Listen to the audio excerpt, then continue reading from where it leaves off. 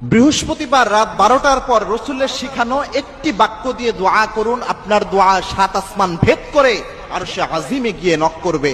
আল্লাহর হাবিব সাল্লাল্লাহু আলাইহি সাল্লাম নিজে শিখিয়ে দিয়েছেন। তিরমিজি শরীফের হাদিস এটি। আনাস রাদিয়াল্লাহু তাআলা আনহু এই হাদিস বর্ণনা করেছেন। আনাস রাদিয়াল্লাহু তাআলা আনহু বলেন, এক লোক একদিন আল্লাহর হাবিব সাল্লাল্লাহু আলাইহি সাল্লামের পাশে বসে দোয়া করছিলেন, বিশ্বনবী এবং আমি বসা। আল্লাহর হাবিব সাল্লাল্লাহু আলাইহি সাল্লাম বলেন, আনাস, এই লোক দেখো দোয়া করছে।